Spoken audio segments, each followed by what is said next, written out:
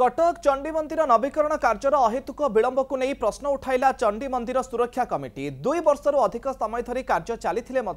एपर्यंत शेष हो पारि नाही। ओडिशा रे होइथिबा अन्य मंदिरर नवीकरण कार्य शेष होइथिले मध्य चंडी मंदिर प्रकल्प कार्य वर्तमान सुधा शेष हो पारि नाही आ जहाकू दुर्भाग्यजनक बोली कहिछि कमिटी। या सहित प्रकल्प कार्य रे अव्यवस्था हेबा सह प्रकल्पर डीपीआर को सार्वजनीन करा जाउ बोली कमिटी दाबी करछि। या सहित मंदिर परिसर रे तयारी होइथिबा भोग एवं पूजा दुकान गुडी को संकुचित करबा जोगु व्यवसाय करबा कष्टकर हेउछि बोली कमिटी कहिछि। या सब भंगा जाइथिबा 16टी दुकान गृह बाबद रे व्यवसायी मानकु क्षतिपूरण सह दुकान गृह जोगाइतिबार प्रतिश्रुति पूरण करा जाई न थिबारु सरकार को उद्देश्य रे एक दाबी पत्र दिया जिवो बोली कमिटी कहिछि।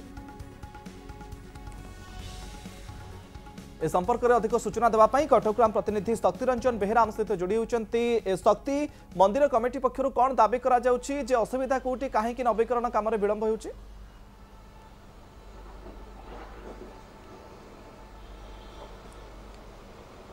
मुकेश देखंतु कटक आराध्य देवी होउछंदी कटक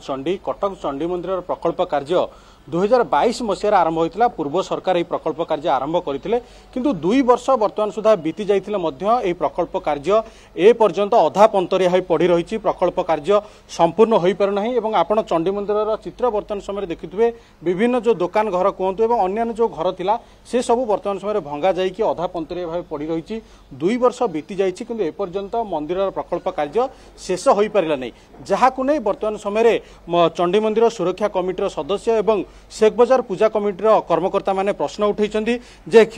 दाबी होची खूब शीघ्र मंदिर प्रकल्प कार्य शेष करा जाऊ एवं आनुषंगिक जो व्यवस्था अच्छी ताकू मध्य खूब शीघ्र करा जाऊ एवं जो अव्यवस्था मध्य किछि रही दुकान घर कहतु भोग दुकान कहतु ए सब को नहीं जो अव्यवस्था लगी रही ताकू नहीं मध्य से माने प्रश्न उठाई सहित आलोचना करबा। आम सहित कटक चंडी मंदिर सुरक्षा कमिटीर सदस्य अच्छा तथा शेख बजार पूजा कमिटीर संपादक किशोर बेहेरा अच्छा सहित आलोचना करबा। सर आपण चंडी मंदिर सुरक्षा कमिटीर सदस्य एवं चंडी मंदिर किभली भाव खूब शीघ्र प्रकल्प कार्य सरिबो सेतिपई आपण सबुबेले आगभर होई आछछन्ती। तबे ए जो प्रकल्प कार्य चली कौन आप दाबी करेंगे केते शीघ्र सरिबा दरकार एवं जो अव्यवस्था कथा आप कहउछन्ती ताकू मध्य गुरुत्व देवार आवश्यकता अछि? आगे देखु जितेबाला आमर पूर्व मुख्यमंत्री डिक्लेयर कले 70 कोटी टंका आम अनुदान देले माँ कटक चंडी मंदिर को से कहते से गोटे वर्ष आम मंदिर प्रकल्प कम आम सारिदेबू क्या देखो 3 वर्ष धरला कौन कम भी किसी है नहीं पूरा अधपंतरिया पड़ी पूजा मुंड उपर लोक मैंने केमती दर्शन करेंगे कौटी बसवे कौटी उठे कौन किसी है ना तार कहीं बुझा ना ये जो नुआ सरकार आसला भी नुआ सरकार को भी मैंने पचारू ना जो आमर कर्मकर्ता अच्छा मंदिर में आउ मैंने कहीं पचारू ना आप देखु मंदिर गोटे इटा भी बसी नहीं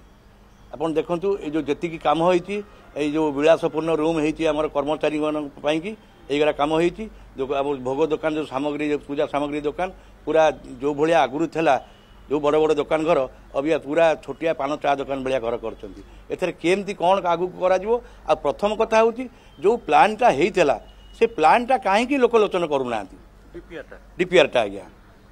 निश्चित भाव आउटे आलोचना करिया आज्ञा आपनकर कौन दाबी रहिबो केते शीघ्र प्रकल्प कार्य सरिबा दरकार बोली आपण कहबे? ना निहाती पक्षे आपण देखंतु ओडिशा हला एक मंदिर मालिनी राज्य ओडिशार प्रत्येक जिले में जिते मंदिर अच्छी सबूर कार्यक्रम आरंभ होता है प्रायतः समाप्त होगा बसलानी। दुर्भाग्यर कथा आम चंडी मंदिर आम इष्टदेवी ये कटक सहरवासी एपर्यंत मंदिर कार्य कौन माने आरंभ होना इटा खंडे बसीना जी आप देखुं आम भी जहाँ देखु कटक सहरवासी देखु दशहरा आसला माँ पूजा हम दशहरा समय पितल को समस्त कार्य समाप्त घटिकी माँ पूजा अर्चना पे कार्यक्रम आरंभ होगा कथा ये भंगुर अवस्था ये माँ पूजा हम निश्चित भाव शुणुले आपण कौन कहे पूजा दुकान कहतु भोग दुकान ये सब को व्यवस्थित ढंग से करवा क्या पचारू ना आम पूजा कमिटीर संपादक जो किशोर बाबू अच्छा से पूजार साईर मुरबी हिसाब से भी डाकिया कथा से लोकलोचन को कहवा कथा से किसी पचरा जाऊनी एवं जो दुकानी मैंने सब अच्छा दुकानी भाई मान को नहीं कहार कौन